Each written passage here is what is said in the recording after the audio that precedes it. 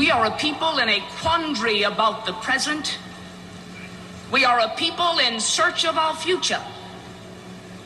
We are a people in search of a national community. We are a people trying not only to solve the problems of the present, unemployment, inflation, but we are attempting on a larger scale to fulfill the promise of America. We are attempting to fulfill our national purpose to create and sustain a society in which all of us are equal. A spirit of harmony will survive in America only if each of us remembers that we share a common destiny. If each of us remembers when self-interest and bitterness seem to prevail, that we share a common destiny. And I ask you that as you listen to these words of Abraham Lincoln, relate them to the concept of a national community. As I would not be a slave, so I would not be a master. This expresses my idea of democracy. Whatever differs from this, to the extent of the difference, is no democracy. Thank you.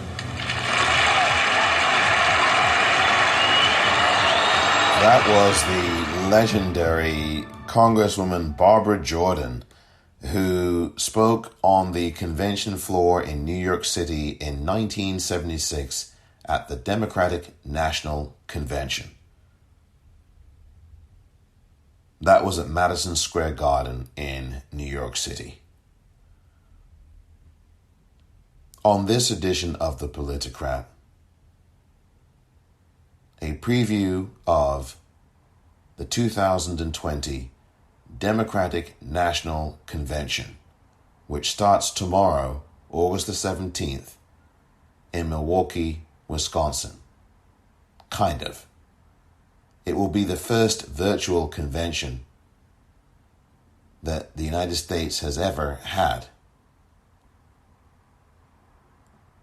And all of the previews of what to expect, plus not one, not two, but 4 states, and the information that voters in those 4 states need to know, coming up next.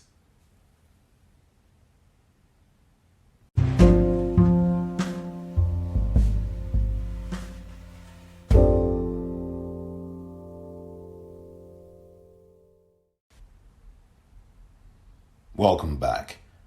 I'm going to play you a little bit more of this speech. I have to tell you, if you do not know who Barbara Jordan was, I do urge you to do some internet research. Barbara Jordan, what a legendary human being. What a great soul she was. And she passed away in 1996. A great congresswoman, great congressperson, a wonderful, wonderful speaker, somebody who worked tirelessly on behalf of those who are less fortunate, someone who is an advocate for those who really had an uphill battle in this life. Barbara Jordan, one of the great people that America has ever produced, I have to say, and she does not get the credit that she absolutely should. Barbara Jordan should be studied, and I want you to listen to the next 3 or 4 minutes of this. This is an excerpt from her speech, at the Democratic National Convention. It's a keynote speech that she gave at the 1976 convention for the Democratic Party in New York City. Listen to this.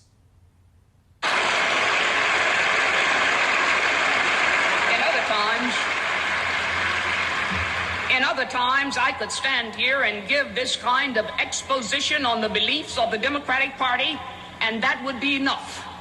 But today, that is not enough. People want more. That is not sufficient reason for the majority of the people of this country to decide to vote Democratic. We have made mistakes. We realize that. We admit our mistakes. In our haste to do all things for all people, we did not foresee the full consequences of our actions. And when the people raised their voices, we didn't hear. But our deafness was only a temporary condition and not an irreversible condition.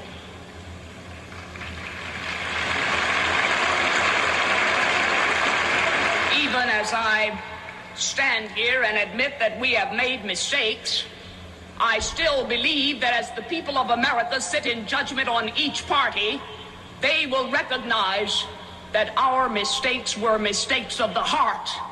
They'll recognize that. And now,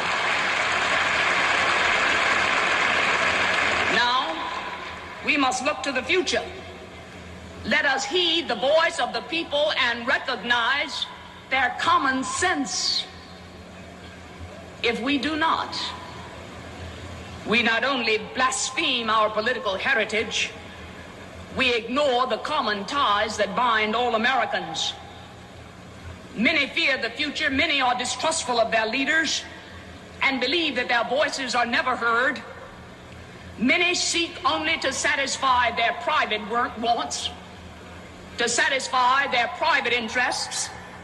But this is the great danger America faces, that we will cease to be one nation and become instead a collection of interest groups. City against suburb, region against region, individual against individual, each seeking to satisfy private wants. If that happens, who then will speak for America? Who then will speak for the common good? This is the question which must be answered in 1976. Are we to be one people, bound together by common spirit, sharing in a common endeavor, or will we become a divided nation? For all of its uncertainty, we cannot flee the future. We must not become the new Puritans and reject our society. We must address and master the future together. It can be done if we restore the belief that we share a sense of national community, that we share a common national endeavor. It can be done. There is no executive order, there is no law that can require the American people to form a national community. This we must do as individuals. And if we do it as individuals, there is no president of the United States who can veto that decision. That was Barbara Jordan. Oh my goodness me, how prescient is that? And she said those words in 1976 from the convention floor at Madison Square Garden in New York City. It was the speech of speeches. She made history, becoming the first African-American woman to deliver a keynote speech at the Democratic National Convention. That Barbara Jordan, who also, by the way, was on the Watergate hearings as a congresswoman in 1974, please study who she was. Study Barbara Jordan, please. One of the greats. I mean, she also spoke at the 1992 Democratic National Convention as well. Study Barbara Jordan. And I play that speech and portions of it, and you can find the full speech that was given. You can search on YouTube, Barbara Jordan, Democratic National Convention Keynote Speech 1976. And I think it's in at least two parts. So you want to watch and listen to that whole speech in its entirety. Congresswoman Barbara Jordan was prescient. She's talking about Nixon, really. I mean, this is after, Nixon left office in 1974. And last week was the 40 some odd year anniversary. And I did mention that of him leaving the White House, resigning, etc., etc. I did a show on that a week or so ago. But Barbara Jordan, 200 years after the United States gained its independence, gained its independence from the British. One of the descendants of enslaved people, Barbara Jordan, gave that speech on the floor in New York City for the Democratic National Convention. And what she said in that speech remains true today. The Democratic Party has certainly made mistakes. And some of them are mistakes from the heart, some of them may not be, quite frankly. And the Democratic Party still has lots of work to do, but we also have lots of work to do to change the party, to change the structure. Many of us as progressives, if you are a progressive, some of us were really disappointed. Many of us were disappointed, to say the least, at the way the DNC, if you will, kneecapped Bernie Sanders this year. And by the way, it wasn't just the DNC, although I think the DNC are the biggest culprit. The corporate news media was heavily involved in that too. We know the statements that Chris Matthews made, and now Chris Matthews, arrivederci, good riddance. Chuck Todd and his statements demoted to a 10 o'clock in the morning Pacific time spot, 1 p.m. Eastern. Hope you enjoy the view from there when no one's watching you, Chuck. And others, making these kinds of statements that were very much irresponsible, insightful, not in the good way, not INSIGHTFUL, but INCITEFUL. So the Democratic Party still has a lot of work to do. And as I say, people have a lot of work to do to change that party from within. And it's still a corporate party, just like the Republican Party is a corporate party, now run by Donald Trump and being run into the ground by Donald Trump and his enablers and accomplices. The Democratic Party still itself has a lot of work to do. And this week, beginning tomorrow, in what will be a virtual convention from Milwaukee, Wisconsin, and beyond, literally the first Zoom convention, if you will, we will see what happens this week. It's going to be a very interesting week indeed, as in this portion, I want to preview what you can be expecting from the Democratic National Convention. It's going to be a convention like none other.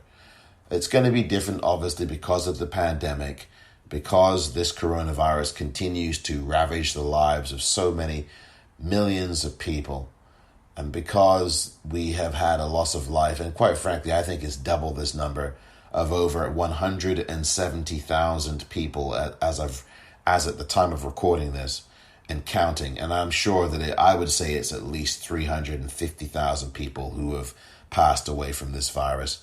We are just not being told the official figure. And what I fear is that when we are told this, when this pandemic finally comes to an end, be it next year or the year after that, we will then be told the full scale of this, and we are absolutely going to be horrified and not numbed,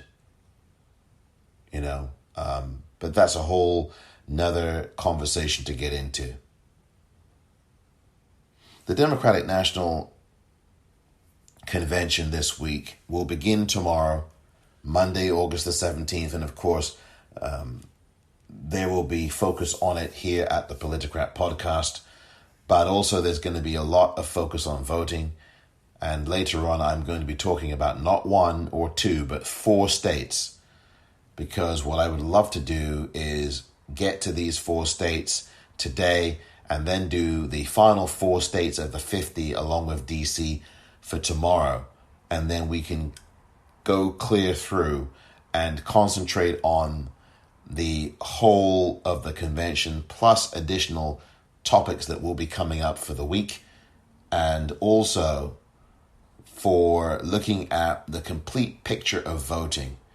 And I'm going to have at some point in the next few days a comprehensive chart, a comprehensive document where you can look at your state and look at exactly what links you need to go to, and a whole comprehensive list. And it will be something that I think will be very important for voters.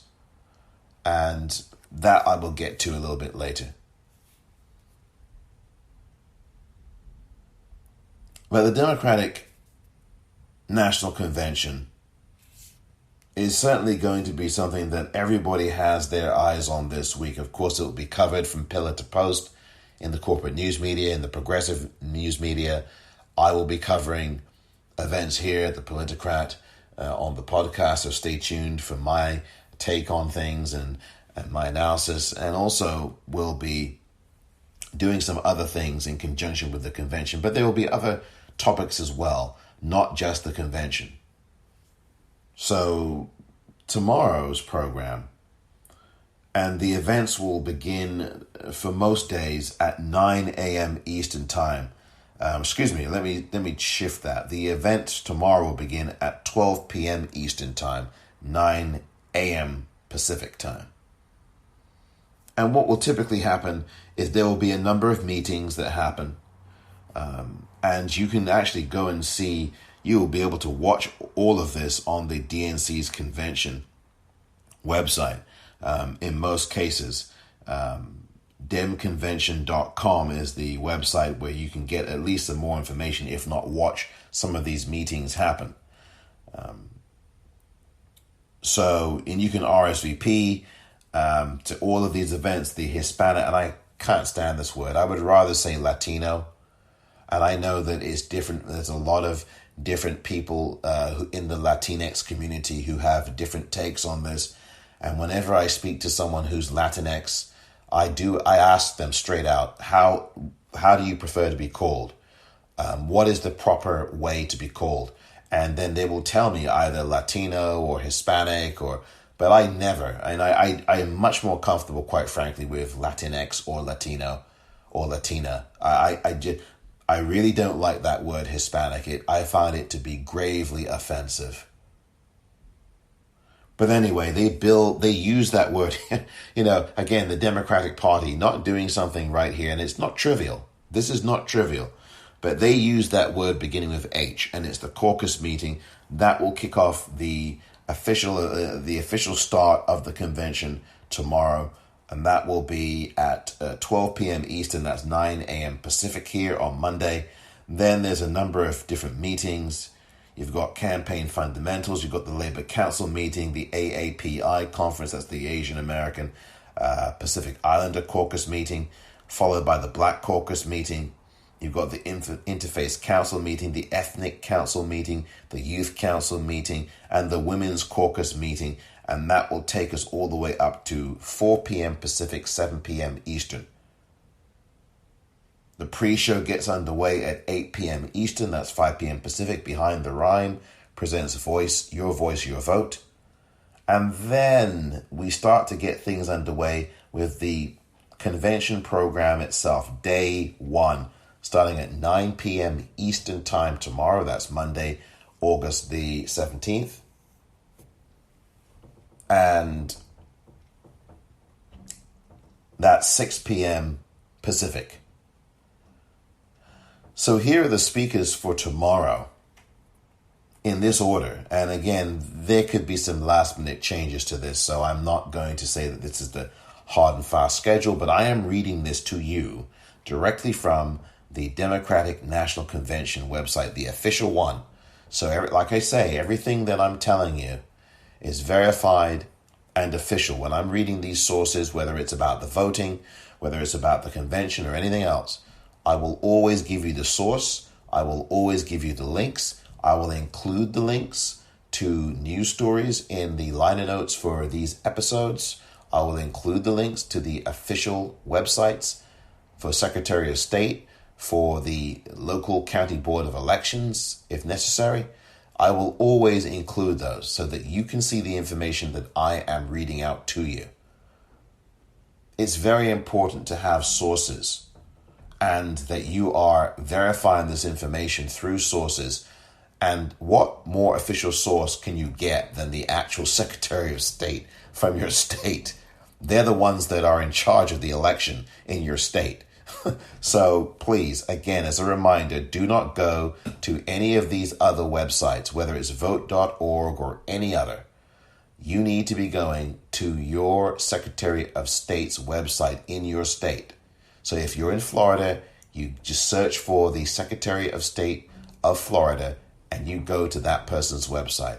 If you're in Florida and you want to find out who your local, county board of elections office is and their website, you do a search for that and go there. Those are the only places you should be going to in Florida, and this applies in any other state in the country. You should be going only to the official Board of Elections website, or whatever they call it, County Board of Elections, or whatever. They will call it different things in different states. You should either be going there or to the Secretary of State in your state. I mean, that's it. Those are the official places. They are the most up-to-date information. They have the accurate information. They have the phone numbers if you've got questions, and I'll go over this later. So I wanted to just mention that. But tomorrow night, the speakers, starting from 9 p.m. Eastern, 6 p.m. Pacific, Senator Amy Klobuchar from Minnesota, she kicks things off, followed by the Senator Catherine Cortez Masto. And I think these speeches are around 5 to 8 minutes long. It may be longer, it may be shorter. I don't know. Senator Catherine Cortez Masto is the next speaker, as I said, followed by the New York Governor Andrew Cuomo. And I've forgotten, by the way, which state Senator Catherine Cortez Masto is from. So please excuse me. I think it's Nevada. I think she's from the state of Nevada. So I have not verified that, but I believe she is. So you can check me if I'm wrong there. So Senator Catherine Cortez Masto, and I believe she is from Nevada. She's the senator out of Nevada. New York Governor Andrew Cuomo will follow her. He's made, of course, a lot of news this year.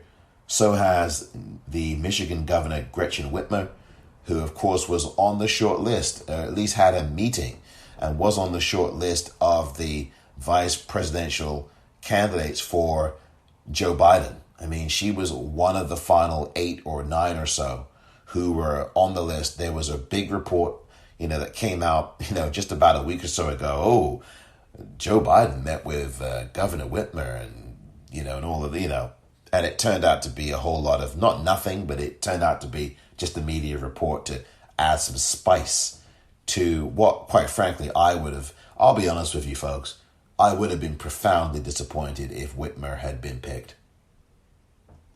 I'm going to tell you that absolutely straight. No chaser.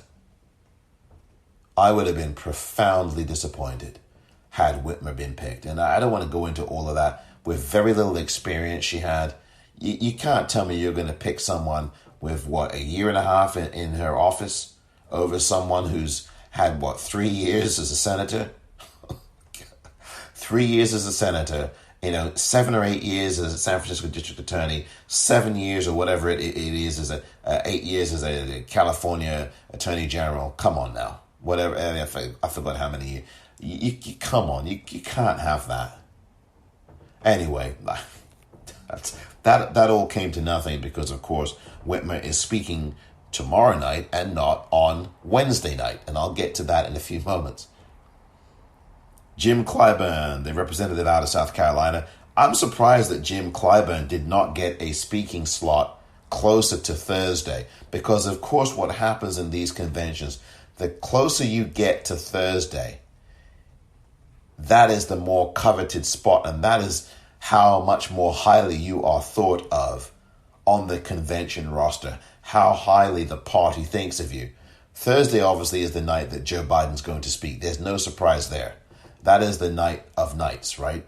Everybody who accepts the nomination for their party on the last night of the convention, and that's traditionally Thursday night. Prime time, everyone's watching, the spotlight's on you. So the closer you can get in visibility to that night, whether you are on Tuesday or Wednesday or sometime on Thursday, the better. It means more for your visibility. It gets people talking about you. The pundits will be yapping away. Heck, I'll be yapping away. And it raises your profile nationally. It's not that Jim Clyburn necessarily needed a more national profile. He has one already. But to put him on Monday night, this is the guy who is credited widely with reinvigorating Joe Biden's flagging campaign. And to put him only on a Monday night, I'm sorry, that is absolutely terrible. Who is running this thing? Who's running the scheduling of the DNC? Is it really Tom Perez? I don't think so. It can't just be Tom Perez. I think, quite frankly, Tom Perez, while he certainly probably had a lot of input, he's too darn busy trying to raise money. I mean, I get emails from him every 2 minutes. Oh God, money! Can you give me some money, Omar? Can you? I'm sure you get those emails too from him. Oh God, dearie me. But I think that's a slap in the face. Whoever's running the scheduling and whose bright idea it was to put Jim Clyburn only on night one and not put him on either Tuesday or Wednesday? Seriously? I would have put him on Tuesday, but anyway, I would have put him on Tuesday or Wednesday. To have him speaking tomorrow on day one? Wow. Convention Chairman Benny Thompson speaks after that. Then you've got Representative Gwen Moore. Gwen Moore is a terrific congressperson. And Senator Doug Jones, the Democratic senator who is fighting for his life, really. I mean, he has a fight of his life ahead of him in Alabama. It's going to be a really... he's got Tommy. Tony.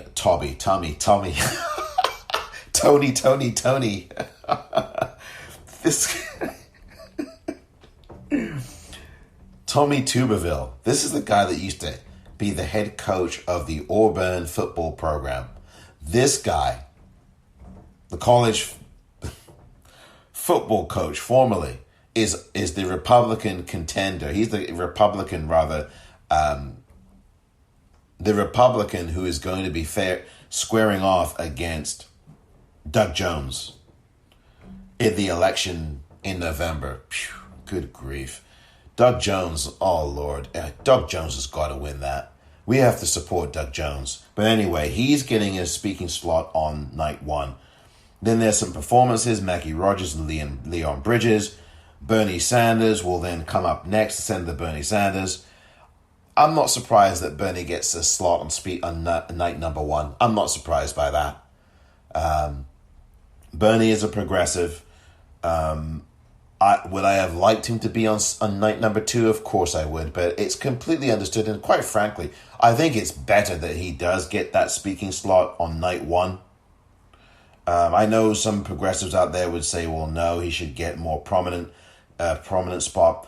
Bernie Sanders, by the way, has had a hell of a lot of input into this party platform that I'm going to be talking about in the next block here.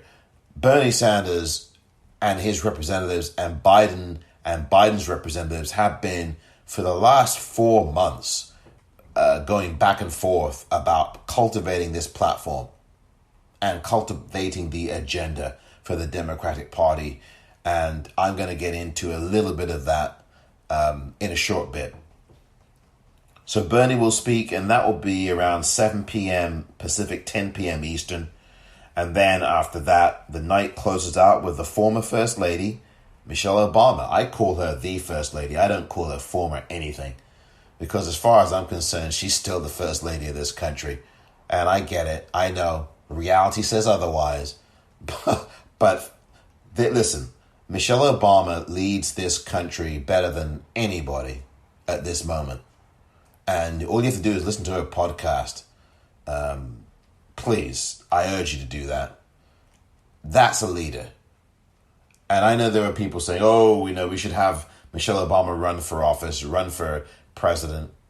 No, I mean, listen, it would be nice, but we are in a new realm. And I think that Michelle Obama, the First Lady of this country, being the last speaker on Monday night, I think will be really good. I think that's a really good end to night number one. And that's tomorrow night. That's what tomorrow night looks like. And I will come back with more about the Democratic National Convention.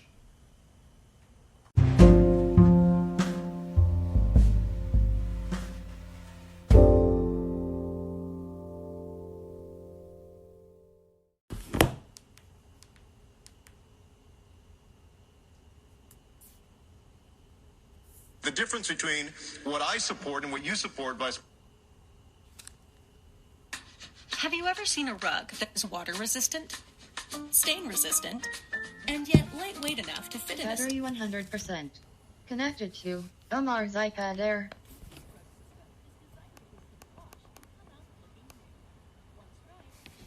Cover with the pad, and voila! Spend more time with your family and less on spills with a rug made for your washing machine. Ruggable.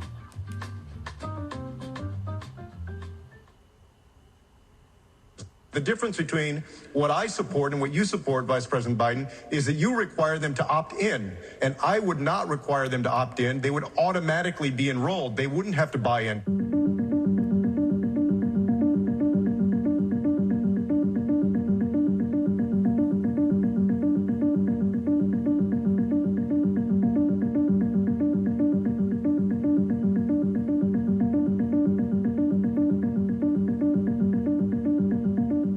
Do not have to buy in. They do not have to buy in. You just said that. You just said that 2 minutes ago. You just said 2 minutes ago that they would have to buy in. You said they would have to buy in. Have to buy in. If she qualifies for Medicaid, are you forgetting what you said 2 minutes ago? Be in for it. Are you forgetting already what you said just 2 minutes ago?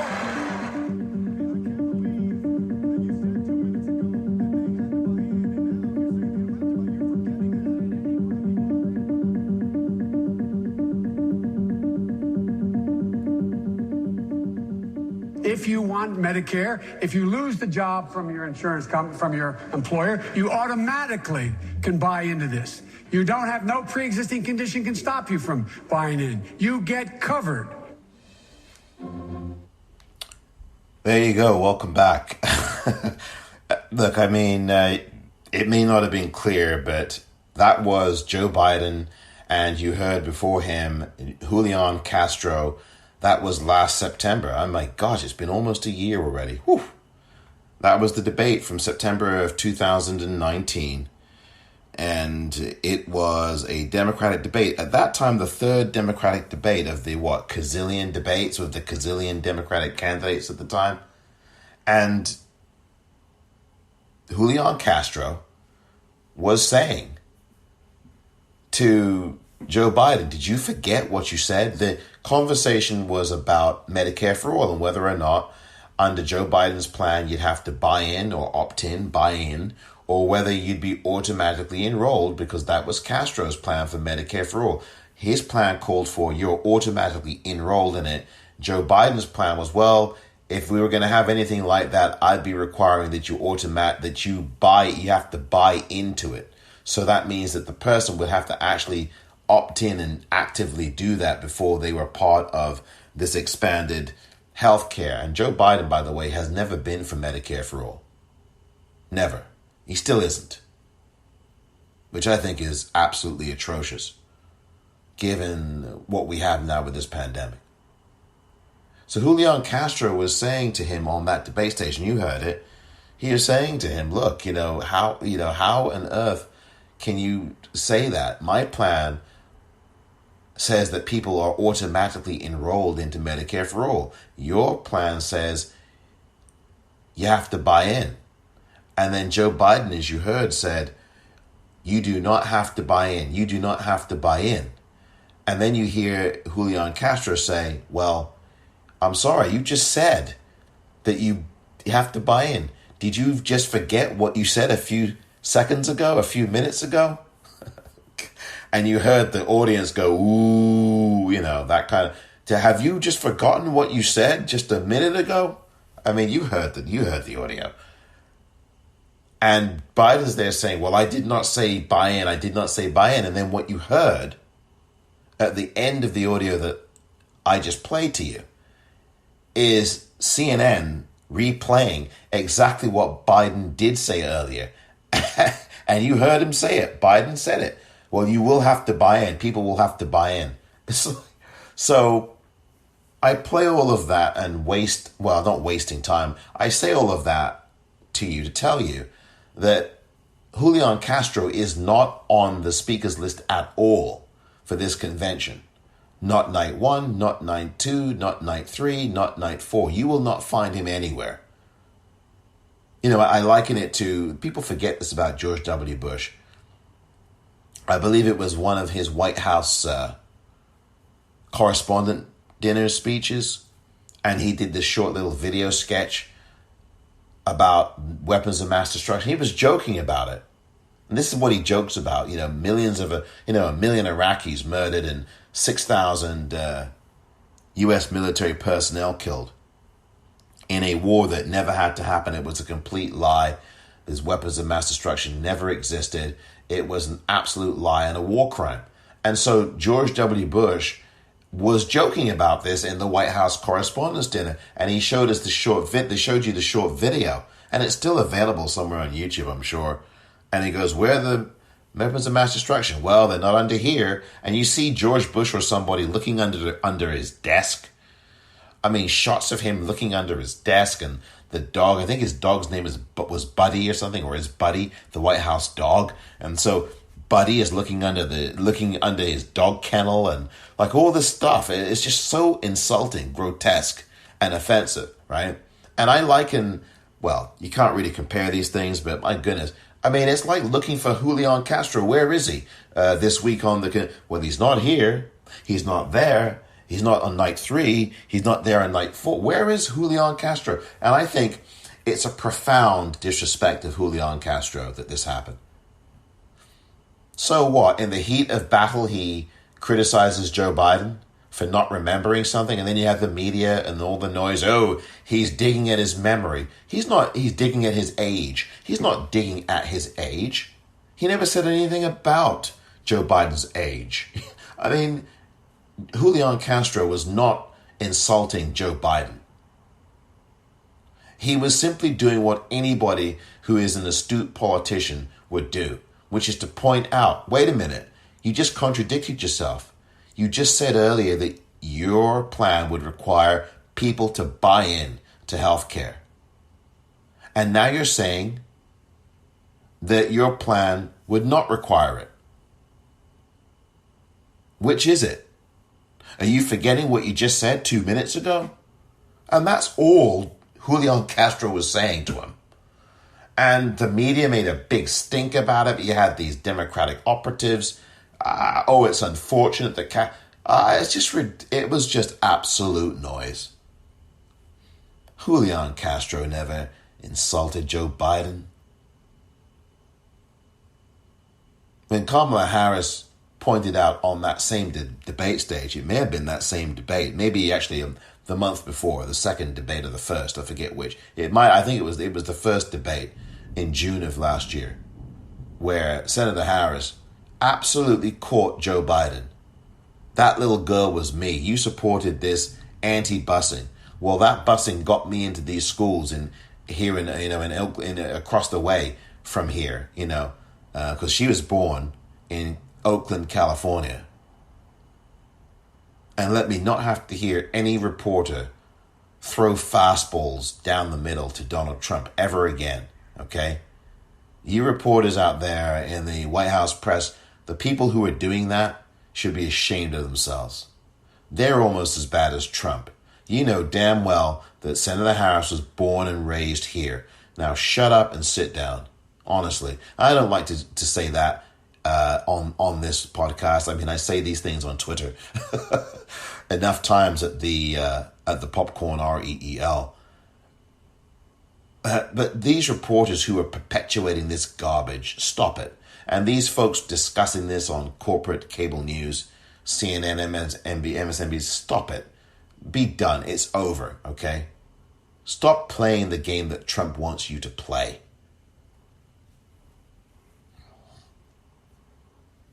But Senator Harris was telling Joe Biden on that stage, look, this is, the policies that you were supporting, affected me. The policies that you were vigorously against, affected me. I benefited from that busing. And that little girl was me. And she confronted him straight up. And Joe Biden grew up eventually because he picked Kamala Harris last week as his running mate. Why couldn't Joe Biden or whomever it is that picks these speakers, because I don't know that I wouldn't say it's entirely Joe Biden's input. He probably has a little input, but I don't think he has most of it.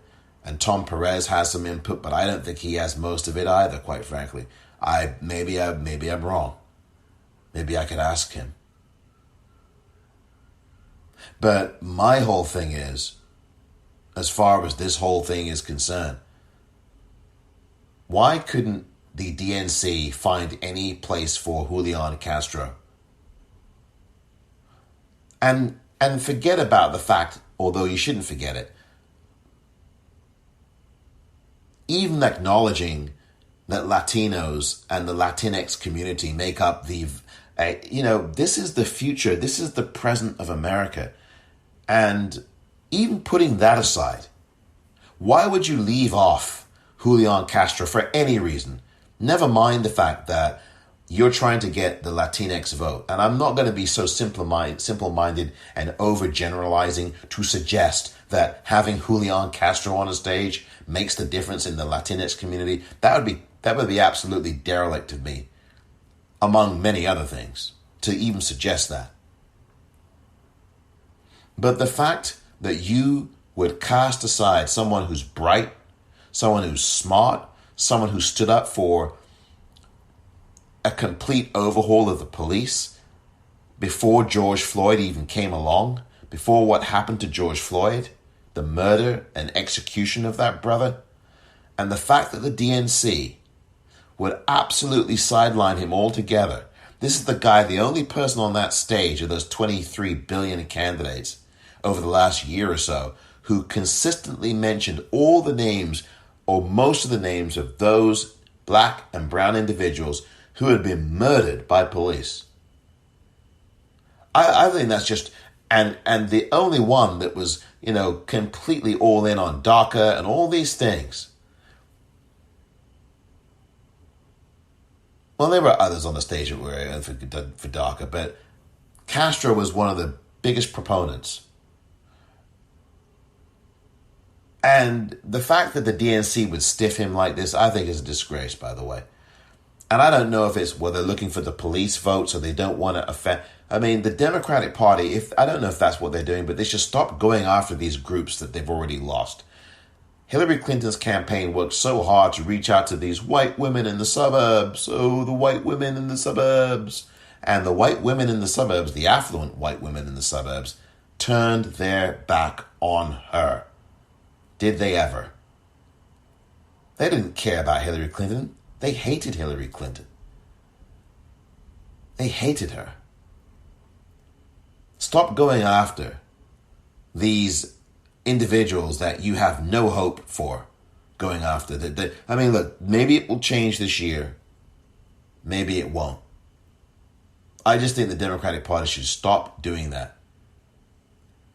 At least in one regard, they've listened to black women and a lot of us other folk here who said that they had to have a black woman on the ticket.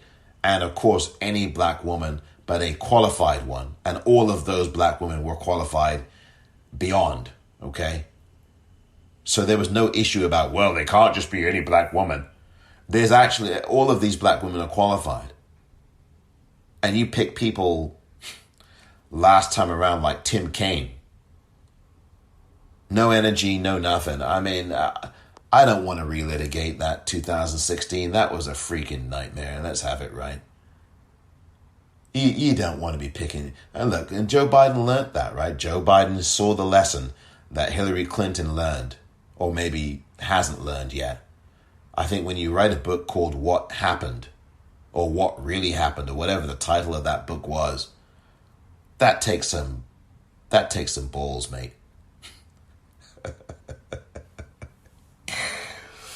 I don't think that Joe Biden will be writing any such book, though, because I am confident that the Democrats are going to win this election in November, even with all the chicanery.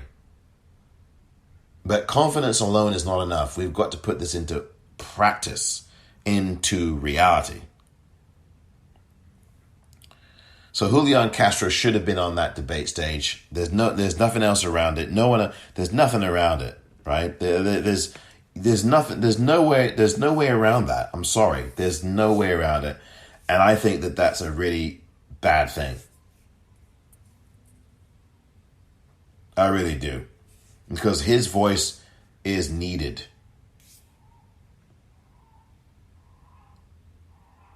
So let's get to the Tuesday lineup for the speakers. I'll go straight to that now. You got a keynote address coming at 9 p.m. Eastern on Tuesday night, 6 p.m. Pacific.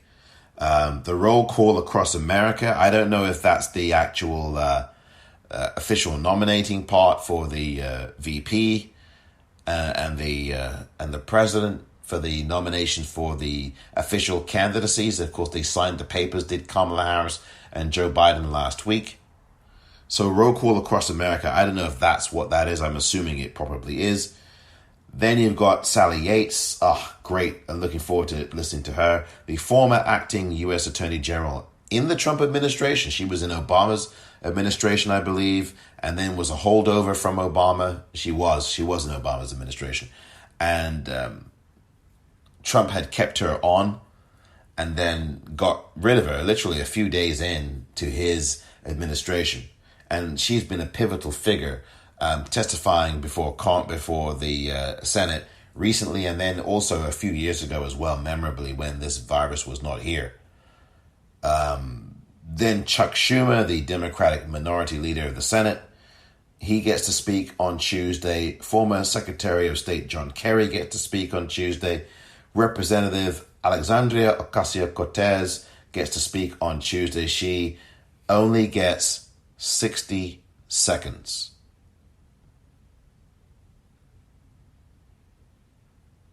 So you stiff two Latinos. You don't have any... I mean, am I making a bigger deal about this than I should? I don't think so. I don't think so. You stiff Julian Castro, who was in the Obama administration, by the way. You stiff him. I think it was the Health and Human Services, I think it was either the Health and Human Services person or in housing. I think it was Housing and Urban Development. I think that was Julian Castro's position in Obama's administration. You can check that. You can fact check me on that. But he was in the Obama administration. So you stiff him. And Biden was in the same administration as Julian Castro was. Obama's, okay? So you stiff him, he doesn't get to speak at all.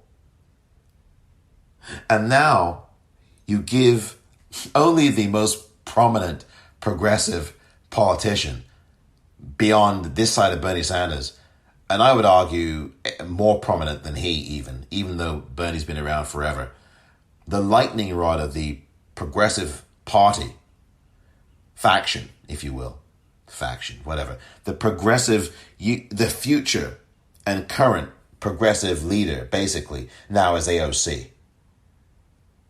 Let's have it absolutely right. So now you stiff her, she gets 60 seconds?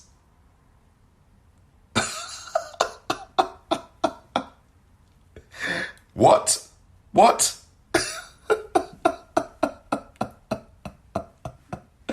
You know, I'm laughing, but it ain't funny.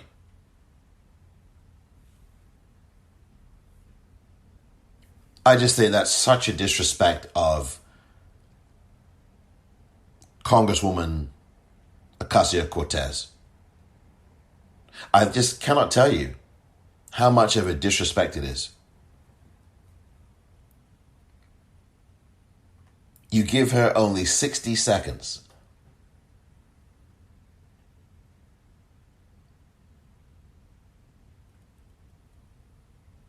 This is not what Barbara Jordan had in mind when she spoke at the 1976 Democratic National Convention in New York City.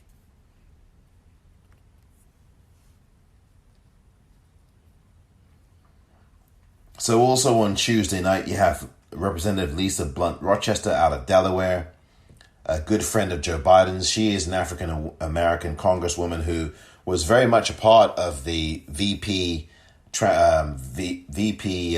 vetting process. She was an integral part of it. Former President Bill Clinton speaks after that, and then the program closes out with Dr. Jill Biden. And her husband will be speaking 2 nights after that. That's Tuesday. Let's get to Wednesday's program now. This is what you can, and I'm just going to go to the speakers. The program begins at 9 p.m. Eastern, 6 p.m. Pacific, and we will start on Wednesday with Senator Elizabeth Warren out of Massachusetts. Of course, Elizabeth Warren at one point was part of the final 6 or 7, I guess, tapped for the VP spot. And there's a nice performance. I'm looking forward to, by the way, the performance by Billie Eilish. That looks like that's probably going to be very, very good. Speaker Nancy Pelosi on Wednesday night, she follows, Speaker of the House Pelosi follows Senator Warren. Then you've got the former Secretary of State Hillary Clinton, and really the President of the United States. Come on. The popular vote president, let's call her that, right? Hillary Clinton gets to speak after Speaker Pelosi, and you can bet that there is going to be a rousing welcome. Even though it's a virtual convention, there's probably going to be some way that the speakers are going to speak with some kind of an audience somewhere. I don't know how they're going to do it given this pandemic, and I don't know how these speeches are going to come across. It's going to be a one-of-a-kind convention. But I do believe there's going to be probably some kind of limited, physically distanced audience somehow. And you can bet there's going to be some kind of emotion among many people when the former Secretary of State, and basically I would call her the popular vote president, Hillary Clinton, gets to speak on Wednesday night. She is followed by Governor Tony Evers of Wisconsin, the Democratic governor there, the Democratic governor out of New Mexico, Michelle Lujan Grisham, whom also was part of the VP sweepstakes. And I'm sure that they were told that, hey, you know what? I'm sorry you didn't make it to the VP spot, but you will have a speaking spot at the convention. And they probably knew that either before or after they didn't make it. I don't know. But she will be speaking. Former Congresswoman Gabrielle Giffords, that is going to be an emotional moment as well for Wednesday night. But none more so than the appearance at 7 p.m. Pacific, 10 p.m. Eastern on Wednesday this week of the vice presidential pick, Senator Kamala Harris of California, this great state of California. And I got to tell you that I am excited, looking forward to it. She will accept, obviously, officially, the vice presidential nomination. It's going to be one heck of a night. And again, I know that it's going to be interesting because of the audience situation and the pandemic, but it's going to be an incredible moment, an historic moment that you're going to watch on that convention floor. A moment that Barbara Jordan would be proud of, I can tell you. Fannie Lou Hamer, I think, would be proud of it too, among others.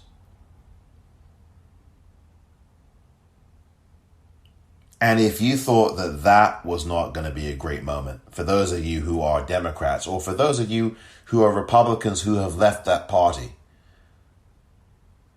I think some of you in the Republican Party will also appreciate former president, or I call him current president, President Barack Obama, who will close out the night on Wednesday night as the speaker with the last speech of the night on Wednesday. And that sets everything up perfectly then for the final night of the convention this coming Thursday, August the 20th.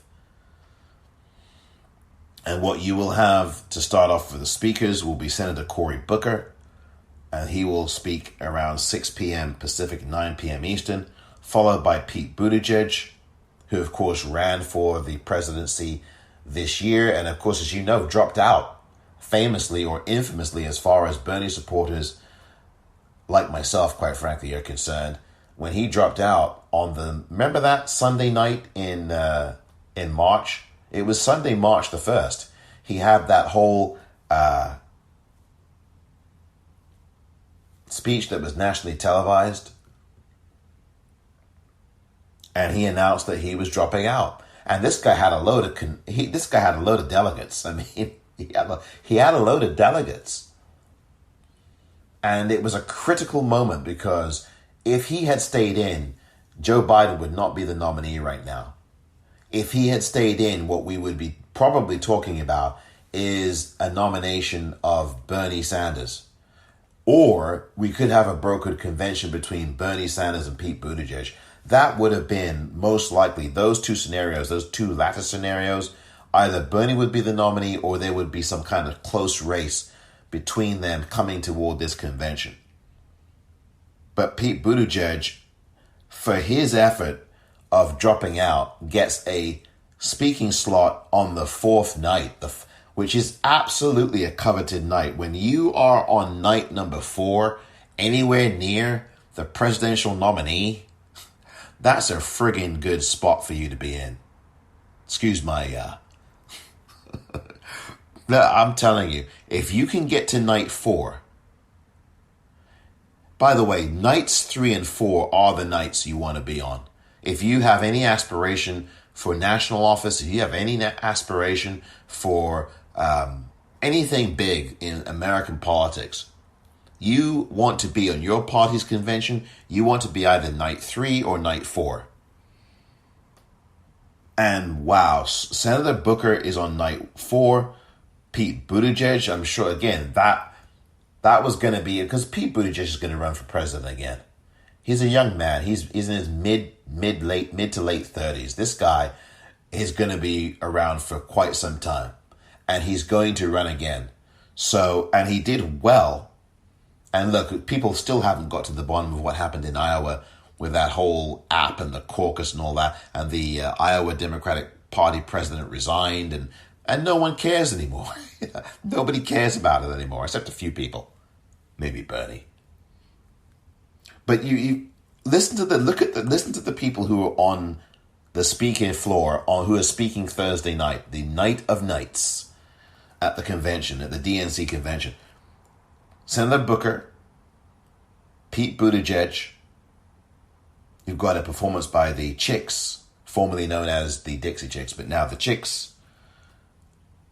Then you've got California Governor Gavin Newsom And as a resident here of California, I am not happy with that. He should not be anywhere near. This is a guy, and I voted for him. This is a guy whom had a good start. He's done some good things, but this pandemic, after a good start with that, he's botched completely. 11,000 plus deaths here in the state of California from coronavirus. Over 600,000 cases of it here in California. More than any other state in the country. And this guy gets a day number 4 speaking slot.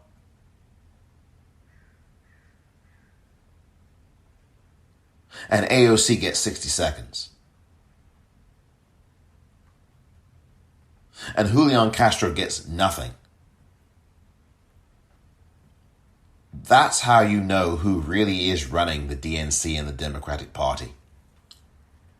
That is everything you need to know in a nutshell.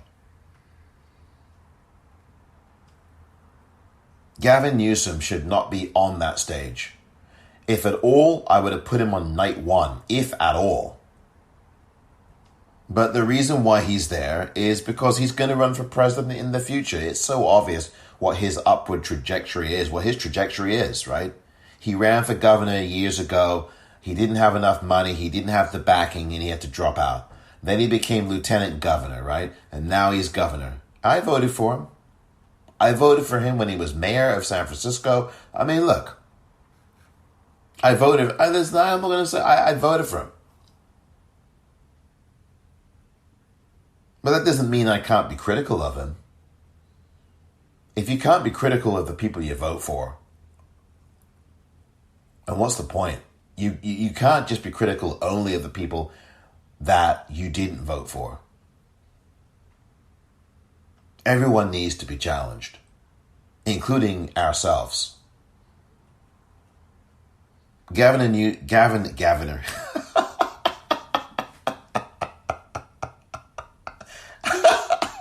Gavin and Newsom.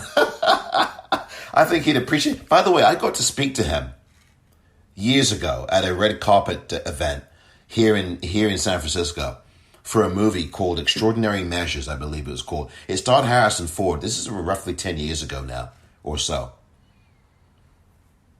It's based on a true story. And I asked him a question. At that time, he was still mayor of the city here.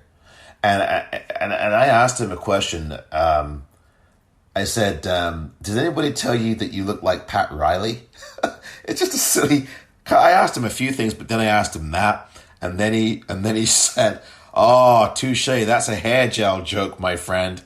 I have to say that I got a kick out of that, and he took it good-naturedly. But I've got to say though, on a more serious note, I really applaud what he did with removing the death penalty instrumentalities in the state and a moratorium on the death penalty and getting rid of that. And I know that there's some changes and there's some things happening that may put that all under threat, I guess, to a certain degree. But pretty much in this state, there's no death penalty in California, period. And I do credit Gavin Newsom for that. For getting rid of all these instrumentalities, I thought that was a good thing. He did that in 2019, I believe, because that's when he entered office. But I'm sorry, but with this coronavirus, he has failed.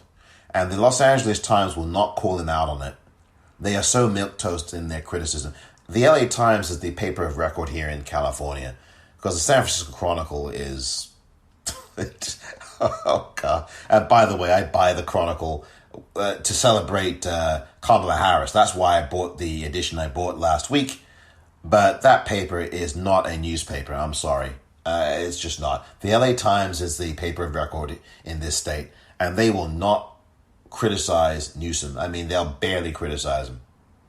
Anyway, enough about that. Keisha Lance Bottoms, the mayor of Atlanta, speaks after that. Thank goodness. Senator Tammy Baldwin out of Wisconsin. Why shouldn't she speak? She's from Wisconsin, and she's a darn good senator. Senator Tammy Baldwin. And then another Tammy Duckworth. Senator Tammy Duckworth gets to speak after that. She, of course, is out of Illinois, one of the contenders for the VP spot. And then Joe Biden's good buddy, Chris Coons, who is the senator out of Delaware. And then Andrew Yang, who I think will definitely galvanize people. I know that the crowds are going to be different, obviously, with this pandemic convention, if you will. But it is Andrew Yang is the last speaker before Vice President Joe Biden formally accepts the Democratic nomination for president.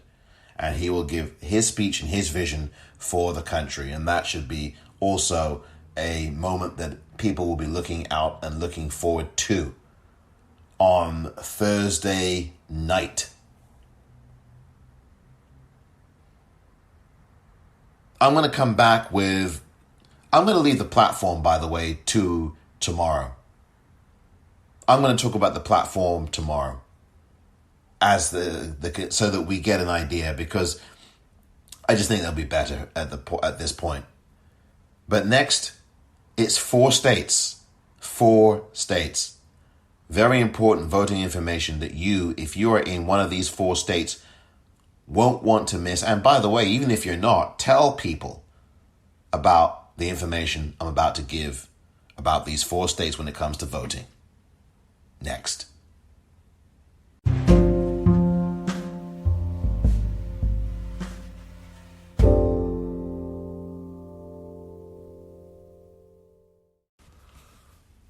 Welcome back. So now 4 states today, and getting toward the end of the 50 states in terms of the voting information that I have been covering and telling you about over the last roughly 2 weeks now, if not a bit more, because this is so important. It really is. And I want to just do 4 states today instead of the usual 2, because I want to really get to focusing on the whole list of these states and having that ready for you to look at online, so that there's one place where you can look at where you need to go in order to register, in order to check your registration. And these sites will all be the official sites from these states. All of these state sites will be the official ones, the Secretary of State sites, or the local board of election site that you can link to. That's all coming up in the next few days, so stay tuned for that. But now Texas, and you go to votetexas.gov. That's votetexas.gov. And you will see a smiling face, the Secretary of State Ruth Hughes. And then you will see above her face a list of options: register to vote, and you can click on that. And in fact, to the right of her, you can see a list of other choices to go to. Am I registered? Register to vote. What's on the ballot? Voter ID. Where's my polling place? Election results. That's to the right of her and just below on that home page. Election results, election statistics and turnout data, application for ballot by mail. And by the way, you just click on whichever one you need to click on. Obviously, register to vote. You can fill out a registration application. And of course, as I have repeatedly pointed out, you must print out this application. I mean, you follow the prompts, and then it will send you to this form. You'll have to fill it out and mail it back. And there's information about about where you'd mail it to, your local office, the Board of Elections office. You'll find that information there. You have to act on this immediately, Texas. It's August the 16th, 2020 now. As I record this, you've got to do this now. You cannot afford to wait. And as I said, I would be absolutely printing this out, and I would be walking it, driving it to my local county board of elections or Secretary of State's office. I mean, preferably your local county board of elections, because that's where you're going to be registering, right? So you need to find out what that is, what that office is, and you need to make an appointment, or you just need to go there, drive there. if you can, or have someone drive you there and hand deliver your application and hand deliver your ballot if you're someone who's already registered to vote. You can check your voter registration as well on this site. The last day to register to vote, if you are a Texas voter for the November 3rd general election, is October 5th. So make sure that you register now. Do not wait till October 5th to do this. So with all the stuff you know about the mail being slowed down, you need to take this into your own hands and be proactive. As I said in yesterday's episode, 3 things. Vote early, preferably in person. Be proactive. And share information with family and friends and educate them. That's the 3 things you need to do. And as I said, use your text, use your tweets, use your Instagram, use whatever platform you use, TikTok, and educate people. Go on YouTube, go on Facebook, educate people using this information that I'm giving you. And once I get this document together for you, please, this is going to be all official stuff. So, don't go to any vote.org, none of that stuff. You need to go to the official websites because they are the ones that run the elections in your state. And vote.org is only going to tell you to go to them. So don't go to vote.org. I've already told you that vote.org has information, or vote.gov, vote.org. I've already told you that vote.org has faulty information.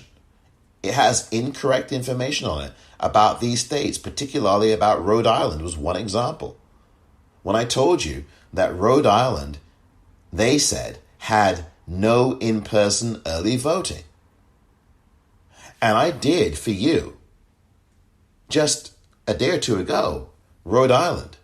And Rhode Island has in-person voting. You go to their official website, the Secretary of State of Rhode Island, and there it is. It's on the front page. It says, early voting.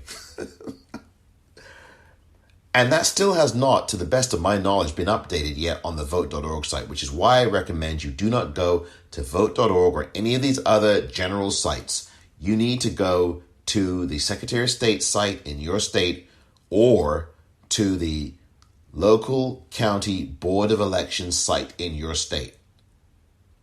Wherever your local, whatever your county is, and again, every state calls it something different. It might be the sheriff's office, for example, somewhere. It might be the county council office. But whatever, it's your county in your state where you vote, or your city. You can find that easily. And what I think I will do in this document is also provide links so that you can find it more quickly.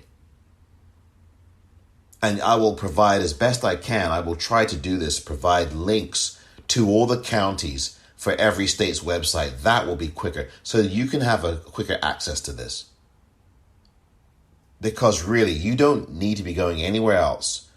And you should only be going to the Secretary of State's website or to your local county board of elections website. That's it. But Texas is a really good, got a good website. I know, look, we can talk about Texas and all the voter suppression and all of that. My job here now is to just talk about the information. We all know what the obstacles are, but we can defeat these obstacles if we just do this the way it should be done, which is early and, quite frankly, in person. Drop that ballot off in person. If you want to take a chance with the mail, then I suggest to you, you mail that sucker the first day you can, the very first day that's available. And in fact, not just the first day you can, do it immediately. Because if you procrastinate, you're taking a chance that your vote's not even going to be counted. It's that real right now. It really is.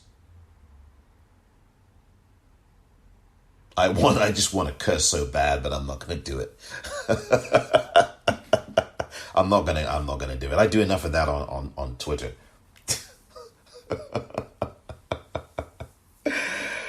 So the the last day to register. The deadline to register in Texas for the November 3rd general elections, October 5th. Do not wait until then. Texas, you have early voting. And early voting begins on October the 13th.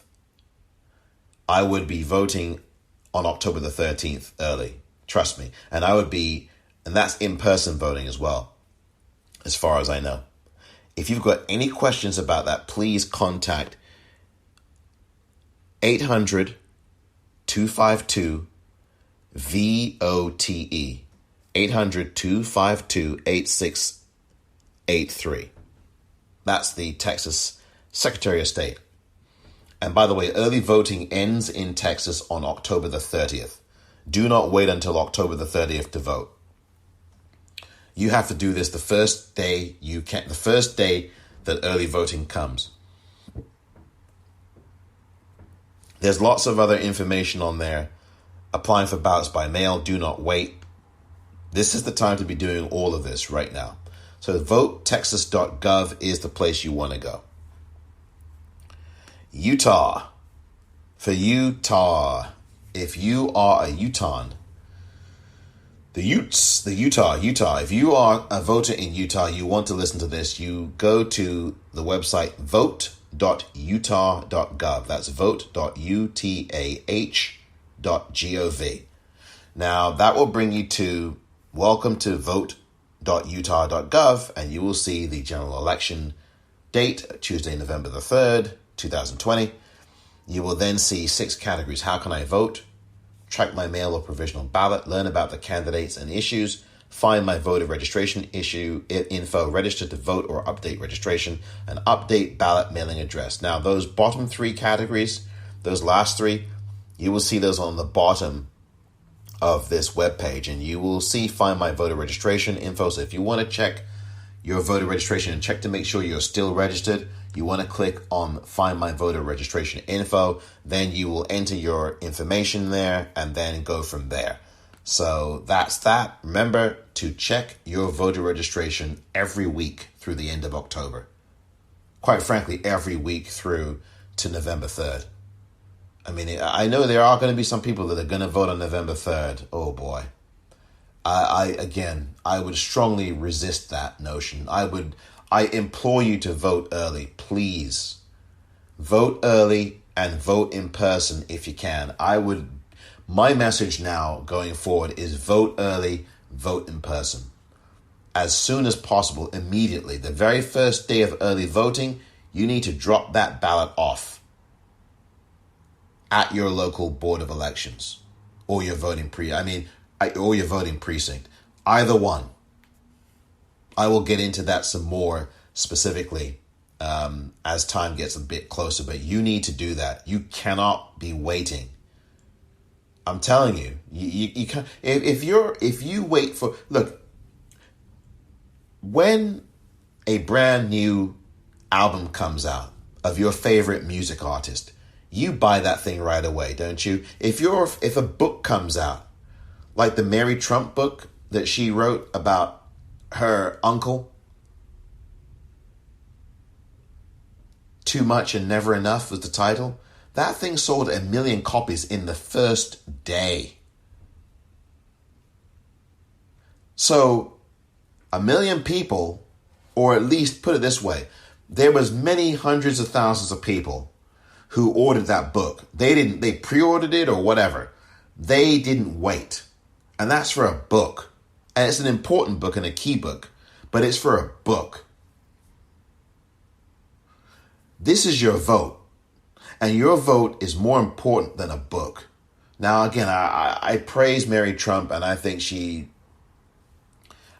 glad she wrote that book. It's a really strong book, by the way. You should read it. Devastating and sad, too, to say the least. But you got to read that book.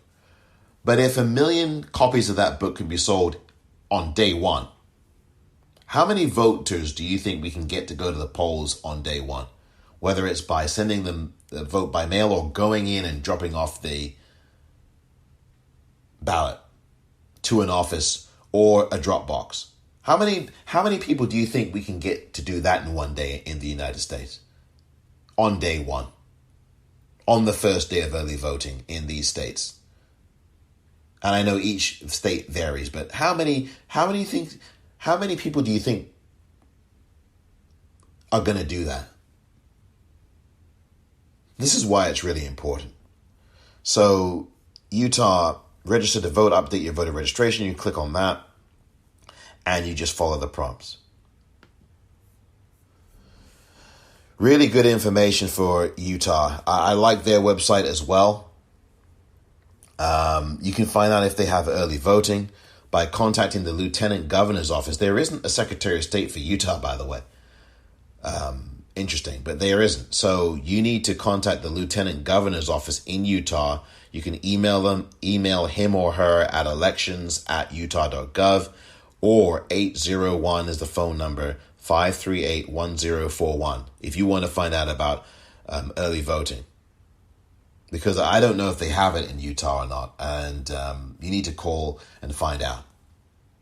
I will do some more research on it, and I will provide that in this document, and I will talk about it. So there you go. That's Utah. When I come back, two more states. Next.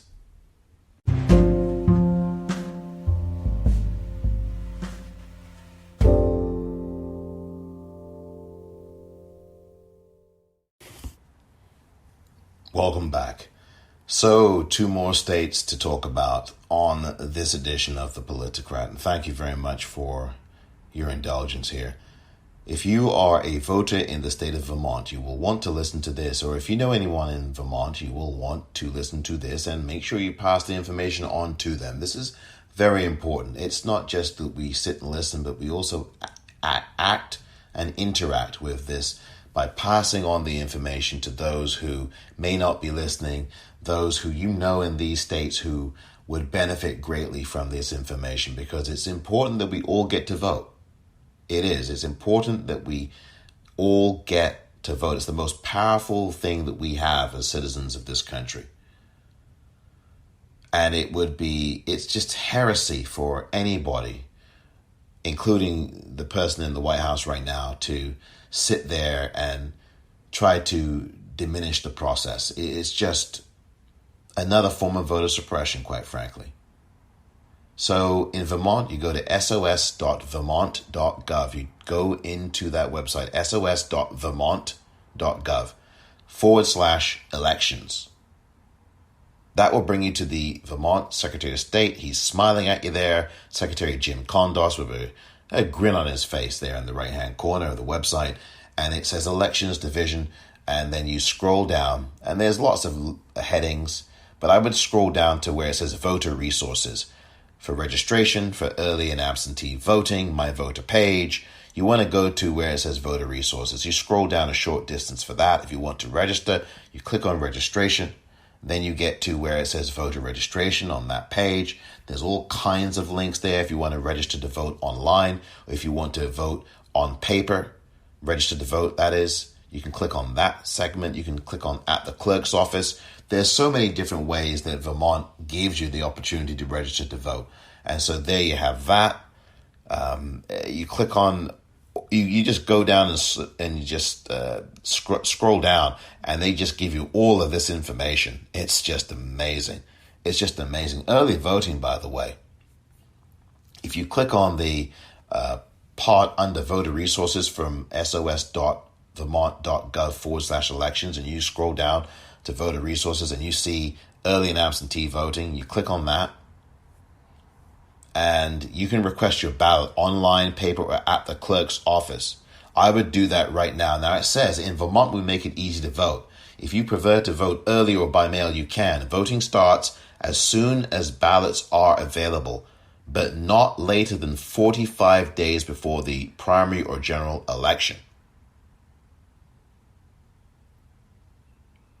So you're talking in Vermont about sometime for this November's election, you're talking about roughly September the 18th or so. September the 15th or so. That's the first day you can early vote, roughly around that time. What you want to do, though, is contact the Vermont Board of Elections, the Elections Division phone number in Vermont. If you want to get the exact date for the first day of early voting in Vermont, 800-439-VOTE. 800-439-VOTE. That's what you want to do if you want to find out what the first date of absentee voting or early voting is.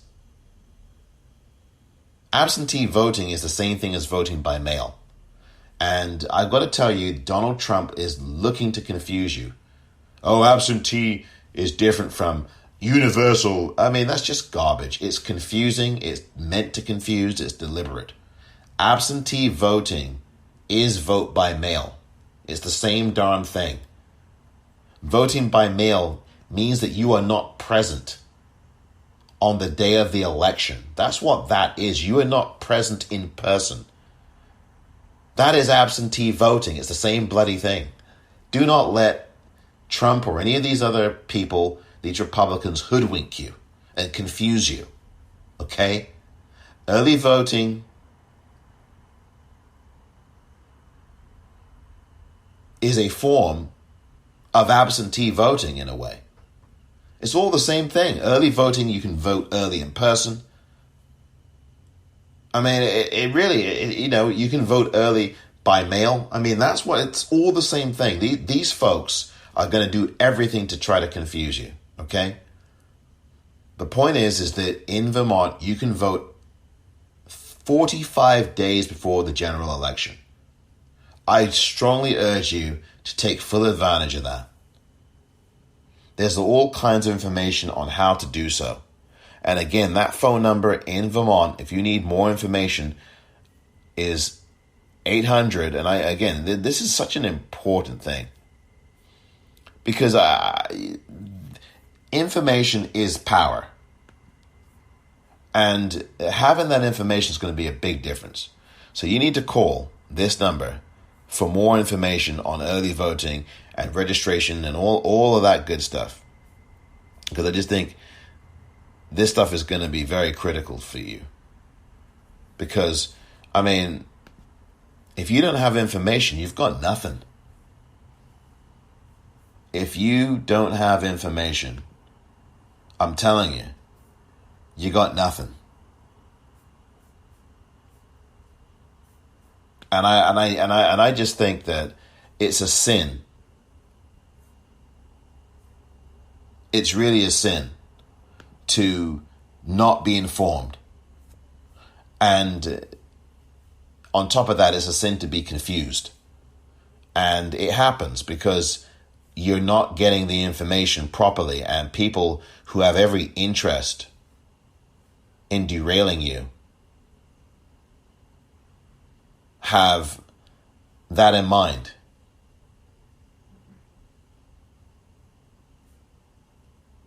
So there's so many phone numbers. One of them is 800-439-VOTE. Another of them in Vermont is also another number. This one is 802-828-2363. And there's so many ways to access voting in Vermont and to get registered. mvp.vermont.gov. That also brings you to a page where you can check your voting registration status, your mail-in ballot status, an application, all that stuff. I mean, this stuff is really good. It's really good. So you have options there in Vermont, and you can find out the deadlines as well. And this is very important. Very important stuff. Now to Virginia. The Department of Elections there. And you have to go to elections. This is key. This is key. For you in Virginia, you need to go to elections.virginia.gov. That will bring you to the Virginia Department of Elections. You will see all kinds of things on there that will be of help to you. At the top, you will see something that says registration on the top of the page. You click on registration. It brings you to a menu of choices how to register, view your info, which is really the same as checking your registration. And you click on viewer info if you want to check your registration, and then you follow the tool there to the online voter registration portal, and you can check your registration through that. So this is really good stuff here in Virginia.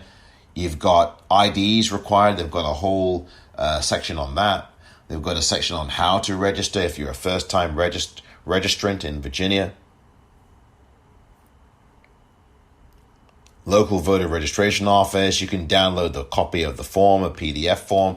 There's online. I mean, it's all there. Virginia, their Department of Elections website is fairly straightforward as well. So you can find out all you need to find out about them and about voting early if you need to do that. I'm not sure if they do have early voting there. I will update you on that.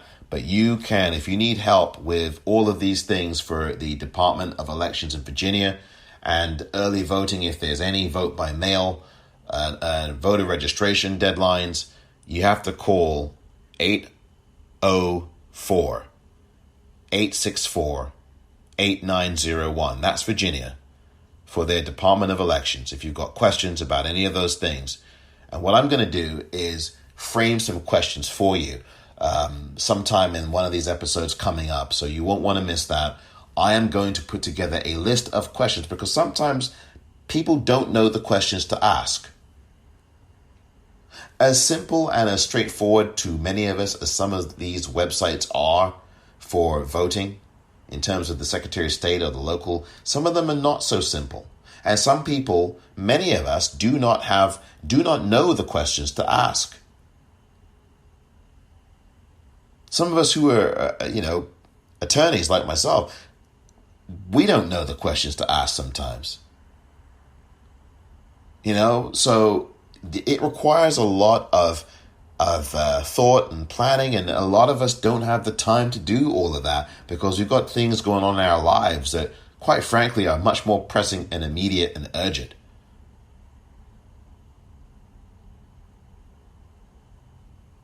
So, that's a reality here. That's a very important reality.